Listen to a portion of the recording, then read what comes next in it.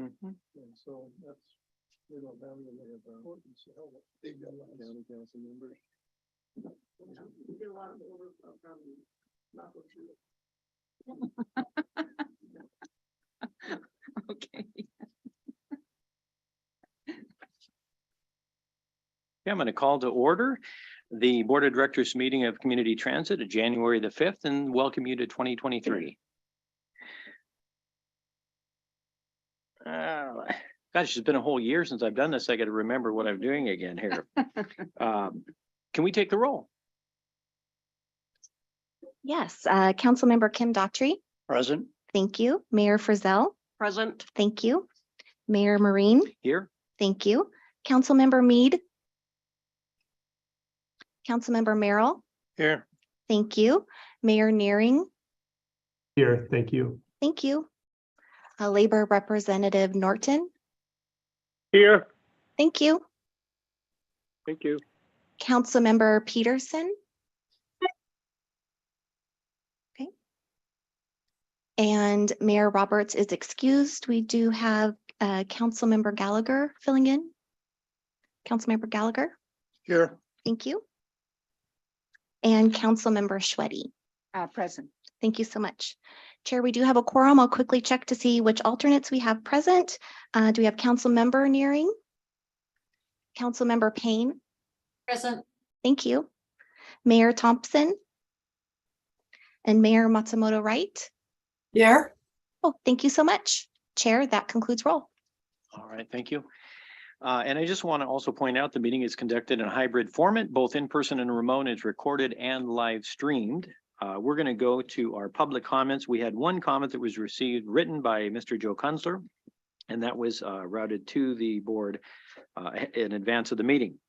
We have a couple online that have signed up to speak. But before I do that, is there anybody in the room that would like to address the board? Come to the podium at this time. Right. We will go to our remote. People would like to speak. We're going to start with Sabina Araya. Saraya. Good afternoon and Happy New Year, everyone. I'm here again, hoping that 2023 community transit will not continue on the road paved with good intentions. 2022 was the year where the vaccination policy brought about a false sense of safety for employees and customers. Instead of reducing COVID infections, cases tripled or more from 2021. Customers were supposed to feel protected, but the most vulnerable of them, DART customers, not so much, right? Neither were commuters.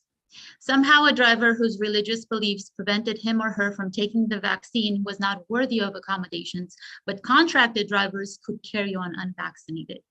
Service was reduced at unprecedented levels, and this coming March, you will provide less service than when Proposition 1 was passed 7 years ago. And 2024 now sees 100,000 service hours less than the plan you approved in 2021. That's about the equivalent of the whole Evertransit system. One of my favorite speakers, Jim Rohn, said, sincerity is not a test of truth. Here's why. It's possible to be sincerely wrong. I believe Rick was sincere, but after January COVID numbers were in, I questioned what that sincerity was still based on. Even more so after he exempted contracted drivers from the mandate in March. Because there's no science, no safety data, no positive results that the agency can show for itself. And at the end of the day, the only argument left standing for keeping it in place is that Rick said so. He turned this policy into a war on faith when he refused to accommodate religious exemptions. Most people fired were Christians and see themselves accountable to the living God of Israel and his son, Jesus Christ, for their actions. Rick shared with me that he is more of a spiritual person and doesn't believe in God.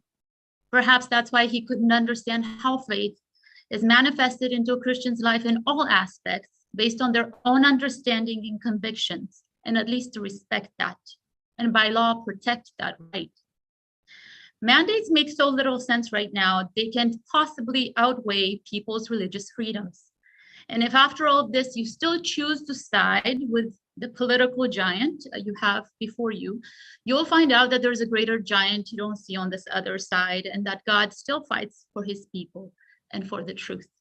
And the truth has been staring you in the face all of 2022, and it's time that you please make that adjustment and rescind the vaccine mandate and align the agency with growth plans. Please don't remain indifferent. Thank you. Thank you, Ms. Araya. All right, next we have Shelley Schweigert. Happy New Year. Can you hear me? Yes, we can. Great. I was just going to quote some scripture. 2 Timothy 1:7. For God have not given us the spirit of fear, but the power and the love and of sound mind. Eric, fear not, be strong and courageous. Hire back our good employees and restore service for the people. I say better together. ATU International President John Costa says stronger together. Your friend President Biden said, build back better. Amen. Thank you. Thank you, Ms. Schweiger. All right, that is all I have lined to signed up to speak. If there's somebody online who would like to speak, just use the raise hand feature and we will call on you. And again, I'll go back to the room if there's somebody who'd like to address the board. Okay, seeing no others, we will move on with our meeting. All right. We have presentations. First up, Greg Stamatillo from the SWIFT program update. Greg.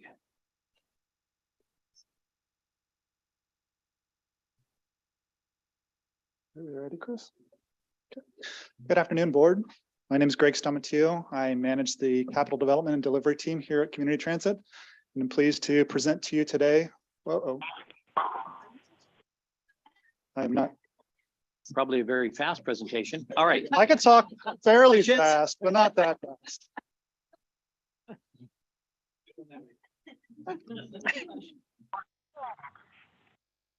Okay. So we're here to present on our SWIFT program today, 4 distinct projects in different development phases. Let's get back to my slide. Number 4 would work.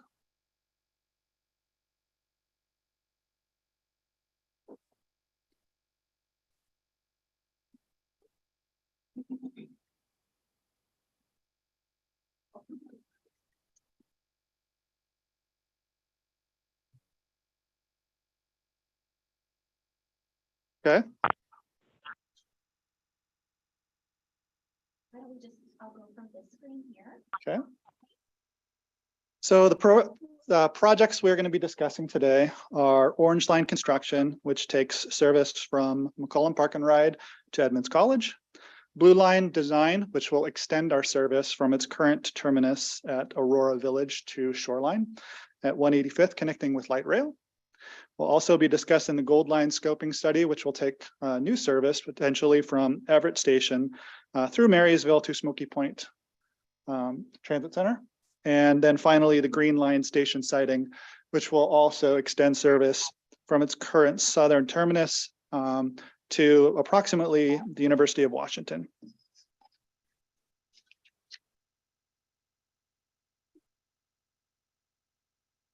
First up that we're going to be discussing is Orange Line construction status. We are in construction, active construction on the Orange Line. Is this what they're seeing? So be next slide, I'm sorry, slide 5. So we are in active construction at Edmonds College, McCollum Park, 33rd, 36th, Linwood Transit Center, Swamp Creek, and Highway 99. Just to orient yourself here, the dots that are in green are sites that are in active construction, and we'll show you pictures of these as we go. The yellow dots are sites that are ready for station kits to be installed. So the civil work is completed and the red is completely complete. So next time I present to you, I hope to have a lot more yellow and red dots. But we have a lot of active construction going on all the way throughout the corridor. Next slide, please. First site we're going to discuss is Edmonds College. This is the new transit loop and transit center we're constructing there. It has very good connectivity to 68th, very good pedestrian pathways you could see as well. And we have already completed some substantial expansions to their parking and lighting. Next slide, please.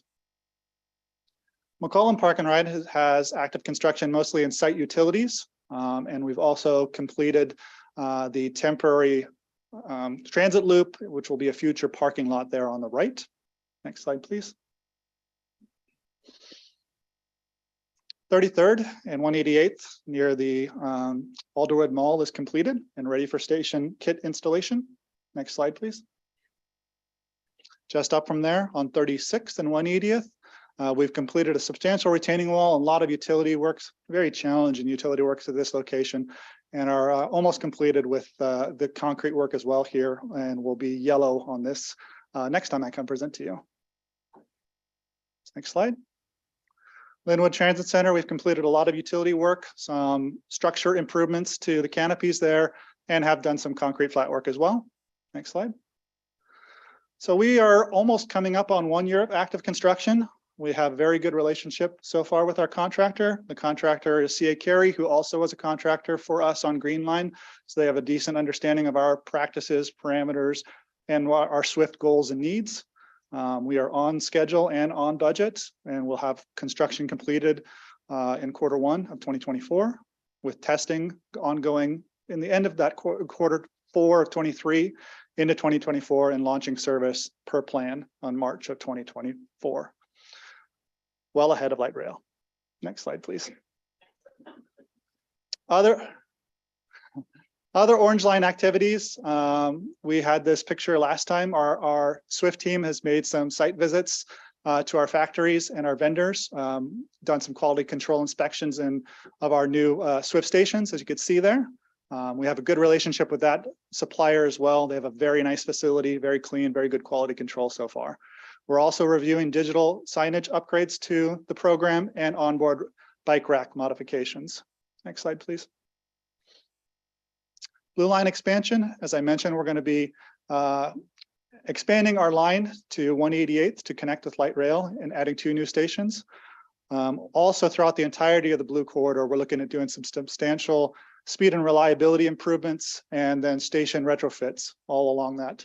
We have completed the 90% design level on this project and are getting ready to go out to construction bid shortly, with construction started in Q4 of this year. Next slide, please. Thank you. Gold Line, we have just started evaluations and of alternatives and potential station locations for the Gold Line, which will take service from Everett Station through Everett, through Marysville up to Smoky Point Transit Center. We're also looking at, again, potential speed and reliability improvements with our jurisdictional partners. And we expect these may shift depending on how those discussions go with our partners. And we're also looking at a substantial change to potentially with BRT framework with dedicated transit lanes. And we plan on presenting those to you in later presentations on Gold Line status. Next slide, please. Our locally preferred alternative status and process is very similar to what we followed in the past. We have initiated reviews of studies at present, and our staff, as I mentioned, is engaging with many of your jurisdictions on alternatives. In May or June of this year, our staff will do general public review of those selected alternatives. And then after that, we'll come back to the board and provide feedback of what that entailed. In August or September of this year, the staff will incorporate that feedback from the board review and develop a final recommendation with the goal of presenting to you again in October or November of this year, our recommended for action process. Next slide, please. Green Line expansion. We are, as I mentioned, looking at expanding our service from the current southern terminus of Canyon Park and Ride down Bothell Way and turning on 185th, terminating near the University of Washington. Our current contract started in November of this year for alternative site locations and also looking at potential speed and reliability throughout the entirety of the green corridor, not just the extension, with also providing cost benefits and analysis with that contracted study. And that is the end of my presentation, and I'm available for any questions the board may have.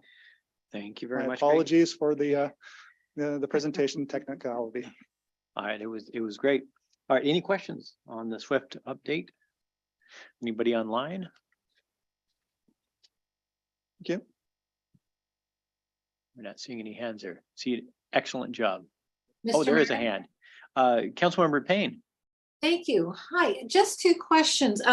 One is, did I read this in some of our past documentation that the Orange Line is anticipated at some future date to go down to the transit center located at the waterfront? I'm not aware of that. Roland? Okay, Transit. all right. I thought I had seen that for, far out to the future casting. The other question I have is, do we have an anticipated date? Has it changed at all for Sound Transit and the Linwood Transit Center? That they'll be all finished So with their. We're work. going to have an update on Sound Transit here in just a bit, and I believe Roland has a answer for your question with regard to it going down to the Sound Transit. I assume it's a Sound Transit station she's talking about in Edmonton. Yeah, I'll answer so Roland Beatty, Director of Planning and Development. Councilmember Payne, I'll answer your question regarding the Orange Line terminus and the Edmonds station. I think you were referring to on the Edmonds waterfront, if I'm understanding the question correctly. Exactly. Thank you. Yeah. So the one of the alternatives that we studied when we were in the scoping phase for the Orange Line was the line terminating on the Edmonds waterfront or at the Edmonds station in the Edmonds Bowl area.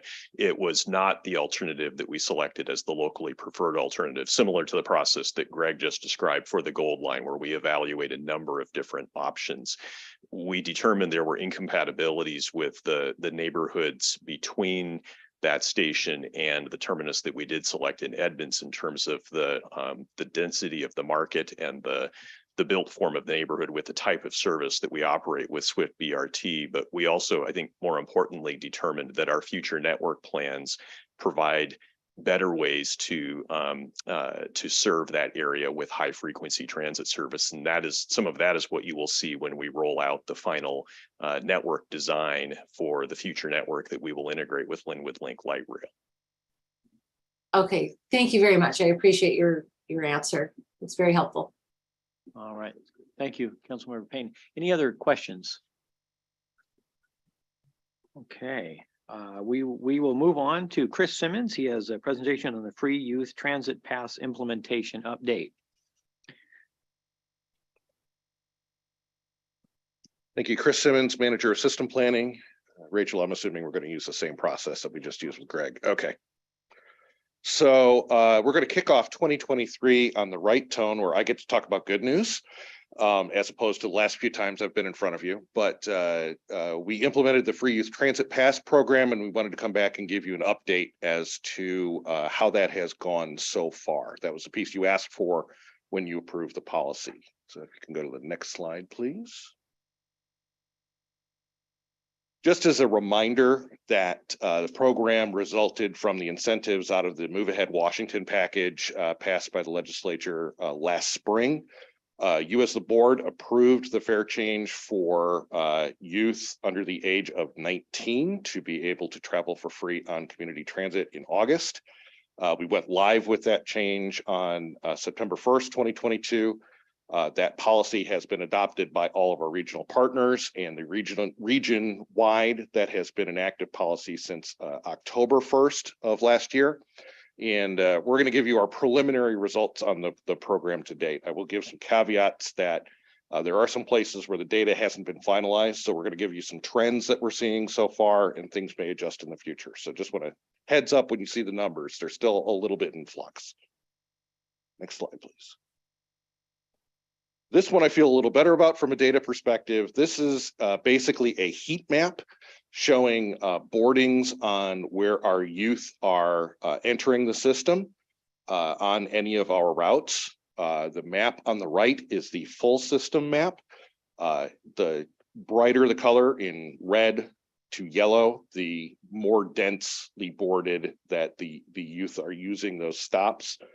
So you can see, unsurprisingly, the southwest corner of the service area is a very much a hotspot kind of across the board, but you can also see in the individual communities that those central locations in those communities tend to be hotspots as well. I did subset this map with an inset for the southwest section of the service area, just to give a little bit better idea of which locations in those areas are of interest from a boarding perspective from our youth. I don't think there are any real surprises out of any of this. If you're thinking of youth in terms of either leisure activities or after school jobs or transportation to education opportunities, all these areas pretty neatly match up with where those types of services are located. So we always do look for surprises in these for things we didn't anticipate. I would say it's no great surprise with any of these. If anything, the surprise is in just how dense some of those boardings at some of those locations in terms of the youth ridership is. Next slide, please. This is just an illustration on one of the pieces of data that we are tracking. The routes we listed on the right are those that are showing something over a system average of youth ridership. The system is averaging about 7 to 8% of total of youth ridership. Those are all routes that are averaging above that. So the ones that kind of caught my eye with some of this were Route 240, Route 280, a little bit of Route 271 as well, in terms of the percentages of youth that are taking advantage of those routes. And that's a percentage of that total, that total ridership for that route. So we're still dialing in on what all that means. Some of our total ridership numbers haven't locked in yet for November, December.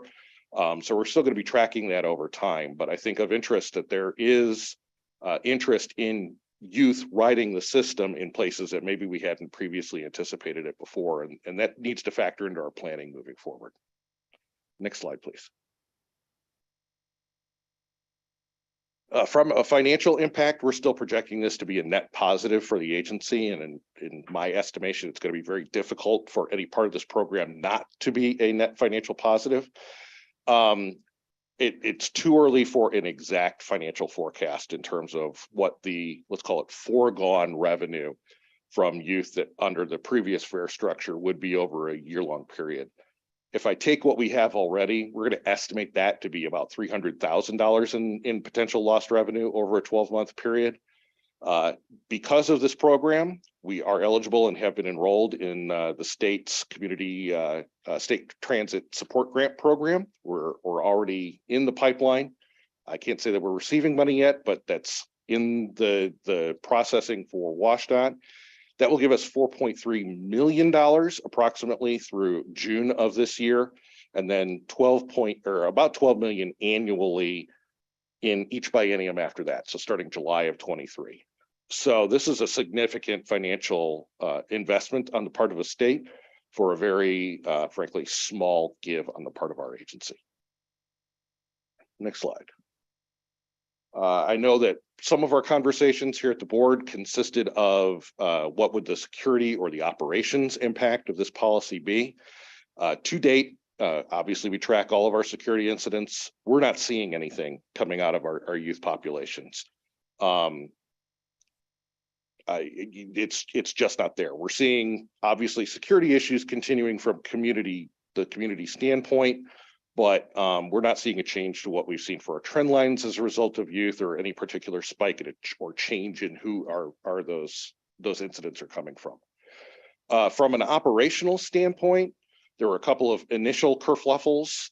We had to debug some of our next generation Orca system on board the buses. That's been taken care of, and so we're confident in our onboard reporting. And there were really only a handful of initial customer complaints from youth complaining that they were being checked for looking too old as they were entering the buses. We anticipated that problem, and thankfully our training team continues to look at that as a point of emphasis on the refreshers going forward. I haven't been checked, but I think it's the gray hair. From the distribution of the Orca cards, about half of our cards have been distributed through the schools. We're starting the middle school outreach starting this month, actually. We've requested additional cards so that we're ready for school registration starting again in late summer, early fall. And we're continuing to monitor the card usage. One of the things that we are highly anticipating is that the adoption of the use of the cards is going to increase when the app becomes available on the phone. I know from my own teenagers, if it's not on their phone, it's not likely to enter their consciousness. That's not always the case, but frequently enough that we're anticipating getting right into the school cycle now with this next school year is going to increase, and that's only going to exponentially increase with the app. Next slide, please. Just a quick listing of which high schools have already been working with us on the program, and I tried to take that down to the high school level. We're still working with a few of those high schools. We're waiting on process for the 5 that I had located there for the most part. We're anticipating that to lock down pretty much this spring, and we really do feel that this program is going to be fully operational and start to enter the machine-like quality that we hope these programs have by the time we hit the next school year. Next slide. There are still some ongoing regional questions with the program. There's a question regarding how do we handle eligibility for a rider under 19 who is an eligible regional reduced fare permit holder who has a personal care attendant, because that personal care attendant should also be able to ride for free. So there are these what I'm calling edge cases that are on the edges of the fare policy, that in terms of how do you handle the rider and then their attendant needs equitably. There are also some minor differences between how we pass the policy here at Community Transit versus Washington State Ferries or King County Metro or Pierce Transit, for example, and ironing out how do we want to handle those. Are they regional solutions that need to be applied for some of those cases, or is it something that needs to be handled at the agency level? Those conversations are continuing. Nothing of major import. I mean, for the youth in high school until age 21, I believe the Seattle School District was talking about 200 cases out of 20,000, something like that. So the percentages here that we're talking about that we're still dealing with are really, really low. Next slide. And I just wanted to offer a couple pieces of feedback that we've received from some of the customers or the school districts as they've been implementing this program. I know I highlighted Scriber Lake here and some of the work ongoing with Monroe School District. I'll just point out that I have a youth under 18 in the household who uses the bus for transportation. She very much appreciates the program. In fact, over break, she used the blue line to connect to the green line to go from a friend's house down to work, and it was seamless. And I got the text as she's there going, wow, this is great. How is this supposed to happen? I'm like, well, that's the way it's supposed to work. So I can say with some level of confidence that at least in one instance, we're penetrating the conscience of the youth and getting them excited for how the system can operate. So with that, I'm available for any questions. All right, thank you very much, Mr. Simmons. Any questions? Councilmember Schwetti. I see. As soon as I get my red thing.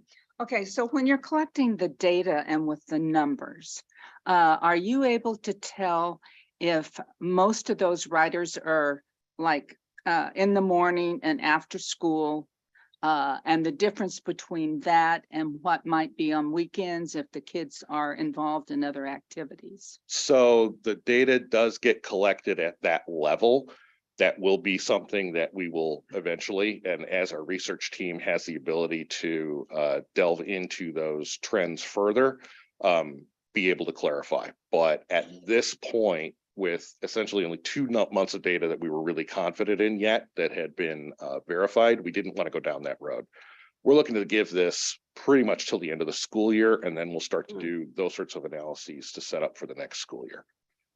wouldn't the data during the summer be different than what? That's why I want to call, I want to give our team time over the summer to process after we get pretty much a full school year's worth of collection. Well, I'm still going to bring this up again, and I apologize, but at some point, and this may be a couple of years down the road, I think we need to determine how many kids that we're actually transporting from home to school and from school to home, because those school districts are being paid for transportation. And if we're doing it and not them, I just. So think the that's wrong. FTA rules around that basically state that we can't structure our service in order to meet the bell times for those schools. Okay, So what we are doing from a system perspective is managing our routes as the system needs and as the community needs, not directly around what those bell times are. okay. So there is a what would I call it? A wall of separation between those two pieces. But that's something definitely to be looking at as we continue to go down this road and in conversation with the school districts as they're asking for service. Okay, thank you. All right, Councilmember Merrill. I have too many mics here to choose from. Right, use There we one go. of yours. I'll use the one that turns on first. One, thank you for the update. It's I'm delighted to see that this is going as well as it is. I do live next to a high school, and I'm gratified when I go by during the school times beginning and ending to see kids clustered around the bus stop. So, yeah. My question is, we have a loss, estimated loss of $300,000 and income of $4 million. Is that 3.7 million targeted money? What do we do with it? I'm going to leave that question for those who deal with that part of the budget. So whether that's Rick, Roland, or Chu. I would just say briefly that that's forecasted grant revenue and is reflected in the grant revenues that are captured in the TDP. And the uses of those funds, along with our local tax revenues, are detailed on the spending side of the TDP. So it goes into service and running the agency. So we could probably get more granular if we needed to, but it's part of our grant revenue that supports the operation of the agency. All right, Mayor Frizzell.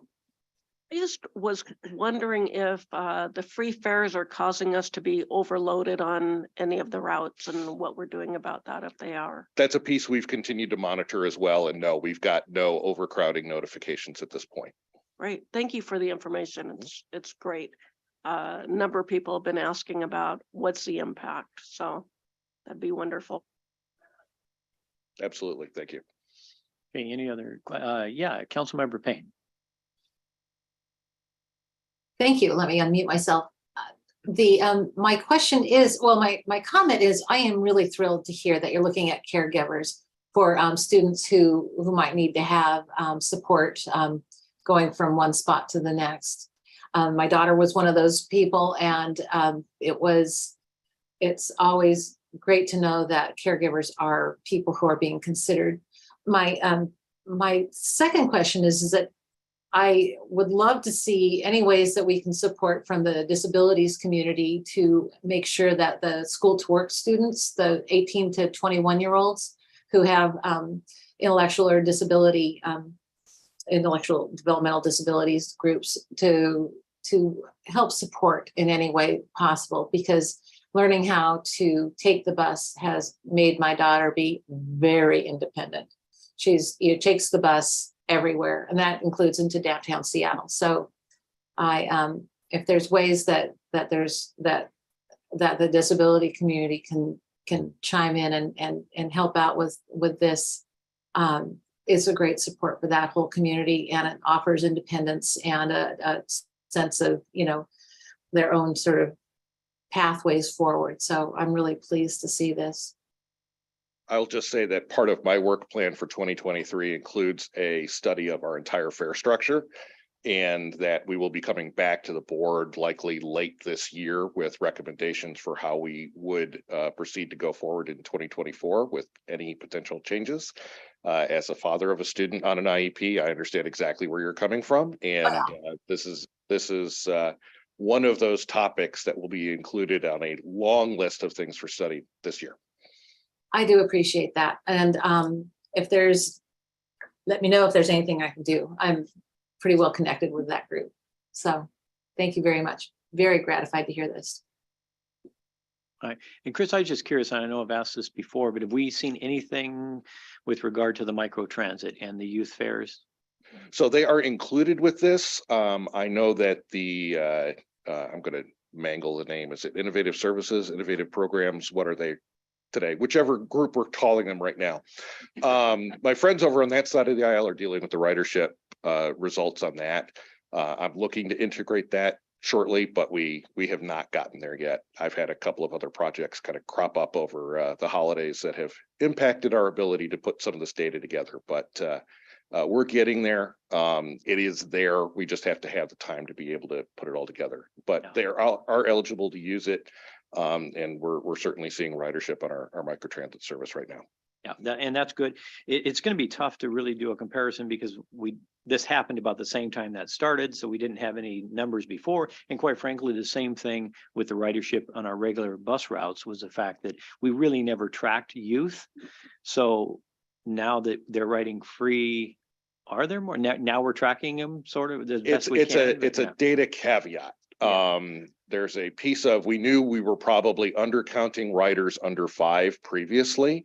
So how much of this is the fact that we're now counting all riders at all times regardless? We also had ridership grow. So how much of this is directly related to just overall ridership growth as opposed to the program itself? Really difficult to get this down to a level of data significance. I think I can say with some confidence in just these trend data, it is making an impact. I think the only issue is how much of an impact is a little nebulous, but there is a positive impact on ridership. Thank you, Chris. Anything else? Okay, all right, thank you very much. All right, we have the CEO report. All right. CEO Ilgen. Thank you, Mr. Chair, members of the board. Happy New Year. It's great to see you all here. We've got a very exciting year upcoming in 2023, and we're eager to jump right in and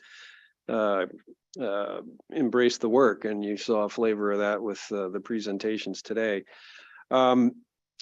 Council member Payne inquired about whether there's any news from our partners at Sound Transit, and that not coincidentally, is the very first item in my CEO report. So I want to give a quick update there. The board is well aware that Sound Transit's evaluating new opening dates for the various light rail segments, including a potential starter line within the east side as well as Linwood Link. They are expecting about a year or more delay in the opening of the Cross Lake segment in the I-90 corridor that joins East Link to the west side. And that raises the possibility that they may open the Linwood Link alignment before that link is in place across the lake. What that would effectively result in is opening the Linwood alignment with half the service that has been anticipated, half the level of light rail service that's been anticipated, a train every 8 minutes instead of a train every 4 minutes. So with 50% of the expected rail capacity in operation, that creates implications for our 2024 network plan. The short answer to the council member's question is we don't have a clear answer from Sound Transit yet about what they intend to do. They're looking to get some direction from their board of directors at their January meeting here at the end of the month. What I will say is we're in active and ongoing discussion with Sound Transit staff. I've been in touch with my counterparts. Roland and the planning team are in regular contact with the Sound Transit planning staff, trying to figure out if there is an interim operation that will make sense for us and for them that would allow them to open their segments in a different sequence than was originally planned. We are coming into the final stretch of our 2024 network planning. One of the obvious implications of all of this is that we're going to have to rebrand to a 2025 network plan. as the ultimate delivery of all of the light rail investments won't occur until then. And we may need to re-engage with our communities here in Snohomish County around not only the eventual 2025 vision, but also what the interim operation may be if Sound Transit opens with half the expected service. There's a lot more behind that. We'll be in regular contact here with the board, the executive committee, and if necessary at our board workshop on the 19th. So that you are prepared to communicate and work with Sound Transit at the policy level if necessary. I'm grateful at this point that Sound Transit's been very responsive to our feedback and is working, I think, in good faith with our staff to see what interim solutions we may be able to come up with. So more to come there, and I think it's going to occupy our attention here for the greater part of this month. Maybe I'll pause there and see if there's any questions from board members before continuing with the balance of my report. Okay, great. Moving on then, a new legislative session is upon us, which is exciting as well. The session starts January 9th and it's a long session. So we will be working with our delegation and have already been reaching out to House members and senators within our PTBA delegation about our legislative priorities and about the funding requests that we continue to push along for our SWIFT program build out. I will be down in Olympia at least twice here early in the session, once for the first quarter WISTA board meeting, and then also as part of the Economic Alliance Legislative Advocacy Day, which is February 8th. So we'll have ample opportunity to touch base. Deb and John Yang and I attended along with Chair Marine, Mayor Naring, Councilmember Schweddy, the EASC legislative kickoff this morning. It was very well attended and some very robust discussion about transportation, housing, and other issues. So looking forward to that. I would note as well that as of the start of this year, our government relations team has shifted to report to Chief of Staff Deb Osborne, who I think once was referred to by Councilmember Wright as the goddess of CT. So I'm looking for divine intervention in Olympia over the next 3 months. Switching gears again to save both of us the embarrassment of that moment. On a more serious note, we had a pretty unusual inclement weather event here at the end of the year. I believe I got a 4:45 a.m. phone call from Mark about the pullout and about how weather conditions were evolving that day on December 23rd.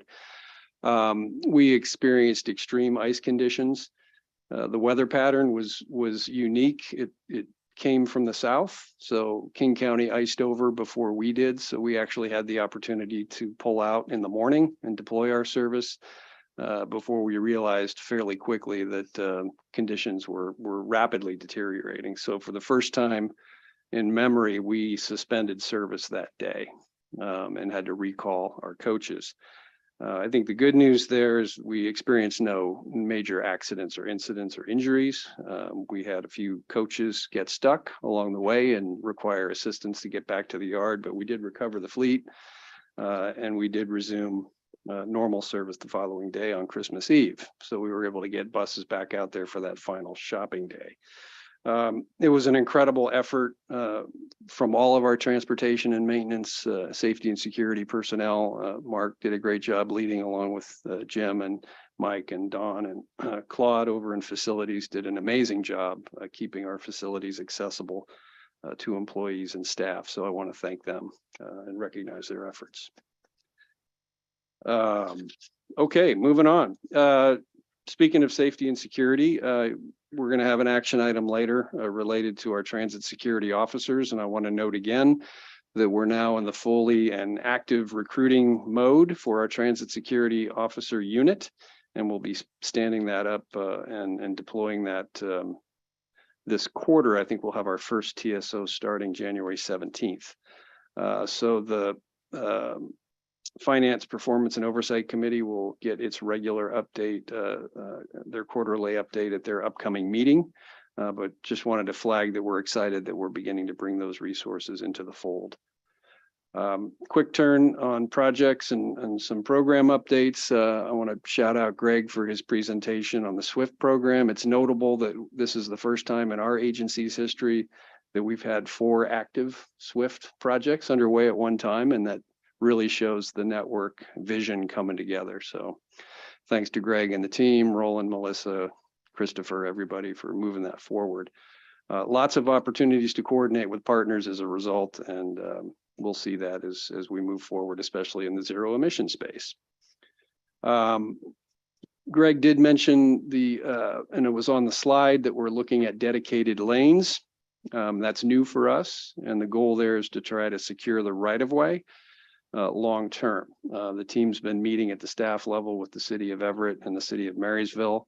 Long way to go there, and we have to basically show how we might be able to establish a center running right-of-way that also preserves the functioning of the arterials for the general purpose traffic. So new and different for us, very exciting, creative, and I want to thank Mayor Naring and our partners at Marysville and Everett for working with us to figure out if we can do that.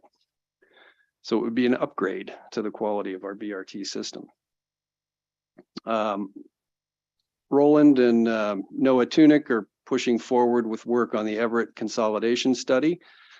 We've had our consultant on board and working to develop an integrated transit network for Snohomish County that would upgrade the level of service within Everett and streamline the network county-wide. That's all very exciting. The next meeting of the Joint Policy Committee will be February 6th, and you'll get your first look at those service concepts on that day. So excited to move the conversation there toward what the potential benefit would be of merging the two agencies. Pushing ahead on the zero emission study, we are about to take delivery of our first zero emission vehicle, which would be the BYD 60-foot articulated electric coach. I'm told we'll be taking possession of that next week. Our goal is to have it here for your board workshop on the 19th, so you'll have an opportunity to take a look at it and get that firsthand opportunity to actually kick the tires. We're going to have a full report on the status of our zero emission analysis at our April workshop. We'll have new information there about some of our cost analysis on the alternatives that we've reviewed with you at prior workshops of how we might deploy this kind of fleet, what the costs and benefits are likely to be. So more to come there, and that's a key date for us to prepare to start to make some choices about how we want to go forward. At November's board meeting, you heard an update on our new website. You can find a link to preview the new website on our existing website today. We're in a phase right now of beta testing that and soliciting user feedback. So if you're so inclined, you can go on the website, find a link to take a look at our new website. And if you have any input or feedback, or your staffs do, we'd love to hear it. We're expecting to do a full cutover to the new site sometime later this month or the beginning of February.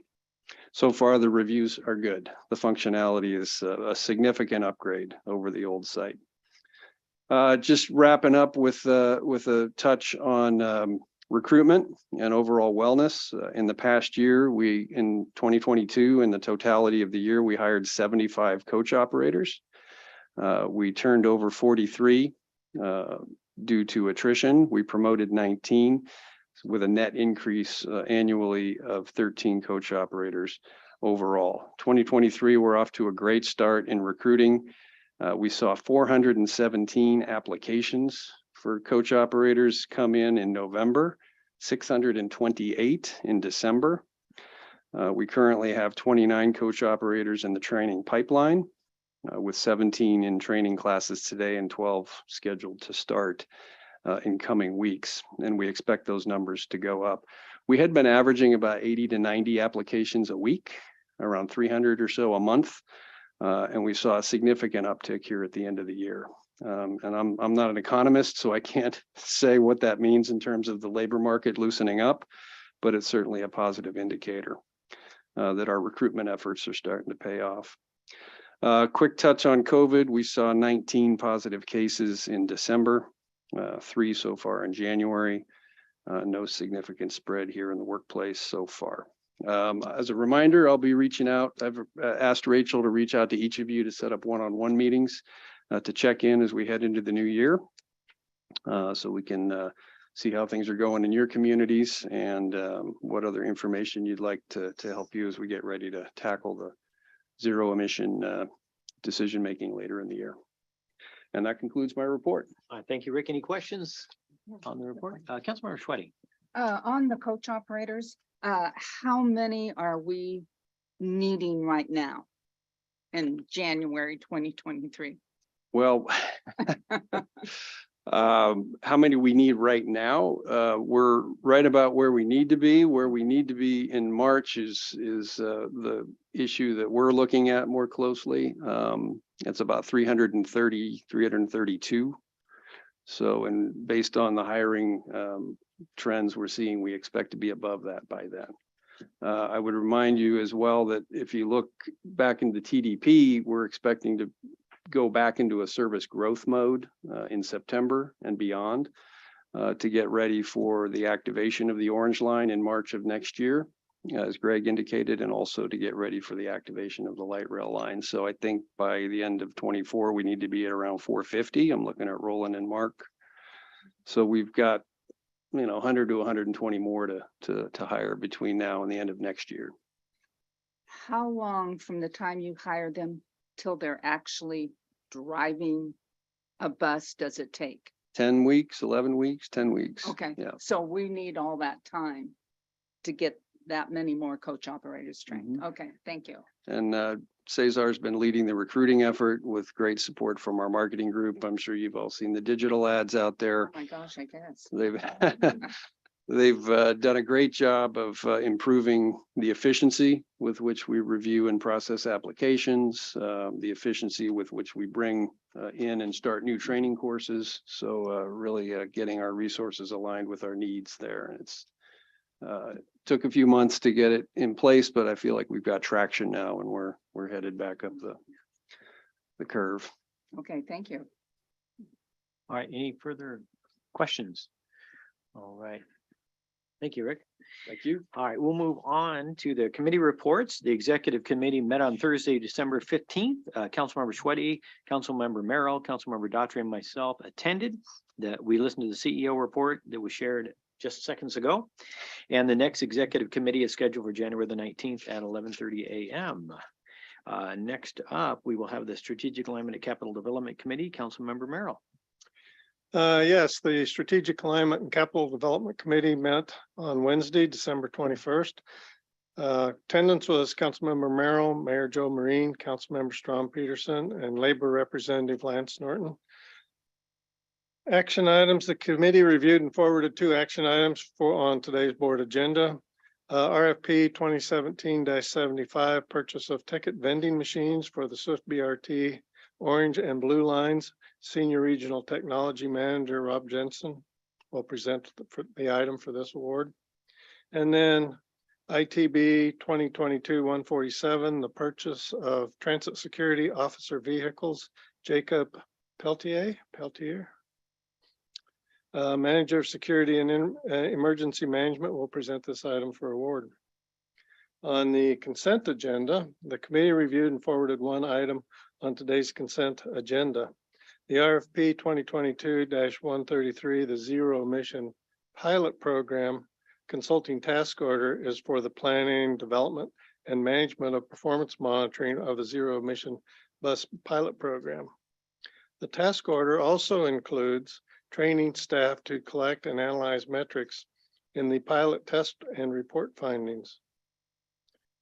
After careful evaluation, a proposal for a not to exceed amount of $177,107 from the Center for Transportation Environment was considered fair and reasonable. Funds are allocated and the board approved budget under project number 2318, and the committee recommends award of this task order as proposed. That will be in our consent item. The committee heard and forwarded 2 informational items printed to the board earlier today's meeting. The free youth transit Fair implementation updated, presented by Manager of System Planning, Chris Simmons. And the SWIFT BRT program update presented by Greg Stamateo, Manager of Capital Development Delivery. And finally, at the December meeting, the committee received a brief update on the zero emission study from Deputy Director D. Tapia. The next meeting of the Strategic Alignment and Capital Development Committee will be held on Wednesday, January 18th at 2 o'clock. Thank you. All right, thank you. And Councilmember Schweddy with the Finance Performance and Oversight Committee.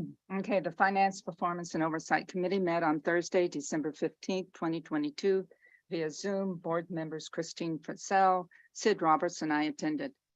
Consent items, approval of November 2022 monthly expenditures and payroll will be items number 7C through G on the agenda.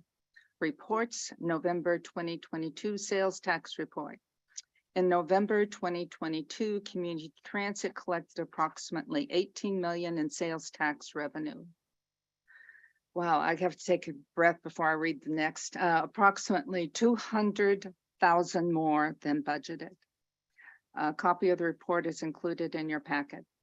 November 2022 diesel fuel update and report. The budget team continues to closely monitor fuel costs as fuel prices have continued to fall moderately in the last few months. The next Finance Performance and Oversight Committee meeting is scheduled for 2 p.m. Thursday, January 19th via Zoom. All right, thank you, Councilmember Schweddy. All right, we've got 7 items on the consent. Is there a motion to accept, or are there any questions with regard to consent items? I'll move approval. I'll second. All right, we have a motion by Mayor Naring, seconded by Councilmember Daughtry. Any question or any discussion on the motion? All right, seeing none, all in favor say aye. Aye. Any opposed? Aye. All right, that will pass unanimously. All right, this moves us to our first action item, approval of the RFP number 2017-075, purchase of ticket vending machines for the Swift Bus Rapid Transit Orange and Blue Line. Mr. Rob Jensen. All right, good afternoon, everyone. For those who I haven't met, I'm Rob Jensen. I'm a senior program manager within the Transit Technology Group. The action item that we're discussing today is a request to purchase 111 ticket vending machines for our Swift BRT service. This is broken up into 2 parts. The first part is 42 units to support Orange Line service, so that we have something to put at the stations that Greg is building for us. And then additionally to that, as part of our IT preservation fund and state of good repair, we are ordering 69 units to support replacement of the aging ticket vending machines on our Swift Blue Line. A little background on these Blue Line units. These originally went into service in 2009 with the opening of the original Blue Line. We did an upgrade on them in 2017 so that functionally they matched the units that were purchased for Green Line. And that upgrade also gave us an extra few years of useful life out of them. But they are now 13 years old and are at the end of their useful life and are needing to be replaced. Over these 13 years, those units have served us exceptionally well. We did an evaluation process this past summer. And at the end, we decided that we are recommending to move forward with newer models of the same unit from the existing vendor. These units will be purchased using the existing master service or master contract that was put in place for Green Line. And that's all I have, except for Mayor Marine, you asked a question at the committee meeting about how much these units are still being used or how much we need. And we pulled the numbers in for the first 3 quarters of 2022. We sold 112,510 BRT tickets, so still a significant number of usage for the ticket vending machines. That's it, fairly straightforward. I'm happy to take any questions. All right, thank you very much. It looks like we had a question. Councilmember Schweddy. Yes, under, let me see, I think it's the 3rd paragraph down where you're talking about the DBE. Could you explain that a little bit? I was unclear about, it was saying 4.4% for FTA funding. We are currently at 12%, and this vendor doesn't fall into that category. And I was just a little confused if you could. I would actually have to defer to some of my procurement experts if there are any in the room, because that was language that was added in there. This vendor does not have a significant DBE contribution, I guess, towards that 4% goal. Well, I guess my question was, our goal is 4.4%, but we're at 12. So I was wondering is we are above. Indra Greenhouse, Chief Financial Officer. Yes, I think you're right, reading it right. We're above the goal currently, current utilization. So I think it's just stating the current state. Oh, okay, excellent. Thank you. Thank you. Thank you. Any further questions? I don't see any online. All right. Thank you very much, Rob. And we have a recommendation up there, recommended motion. We'll accept a motion. There are no further questions. I move that the Board of Directors authorize the Chief Executive Officer to negotiate and award orders under Master Contract RFP 2017-75, purchase of ticket vending machines for Swift Bus Rapid Transit, Orange and Blue Line, to Parkion Inc. DBA, Flowbird for a not to exceed amount of $1,721,610 excluding tax. All right, is there a second? I second. All right, it's been motioned and seconded. Is there discussion on the motion? Any discussion on the motion? Seeing none, all in favor say aye. Aye. Aye. Any opposed? Okay, that will pass unanimously. Which will bring us to our second action item, approval of the ITB 2022-147, purchase of transit security officer vehicles. Jacob Peltier. Sorry, I'm a little bit shorter than my colleagues. Good afternoon again, Jacob Peltier, Manager of Security and Emergency Management. We're here to request your approval to purchase 4 hybrid SUVs for our Transit Security Officer program. These will enable them to both be able to deploy out to the field to respond to calls for service, but also to be able to stay in the field for the purpose of doing reports and other activities, so they don't have to come back to base, and we can have a better presence in the field. It is in the 2023 budget, and we are proposing to utilize a state contract to purchase those vehicles. With that, I'm happy to answer any questions you may have. Thank you, Jacob. Any questions about the procurement? Yes, Mayor Frizzell. Why are we going clear to Vancouver to purchase these? Is it lower sales tax? I mean, Linwood has plenty of options for you if you need those. It's a state contract vendor that we therefore would be utilizing. All right. Just checking. Yeah, fair question, fair question. Well, for that, I have go to Portland and get them anyway, tax free. Not that Mr. Chair, I have a few questions.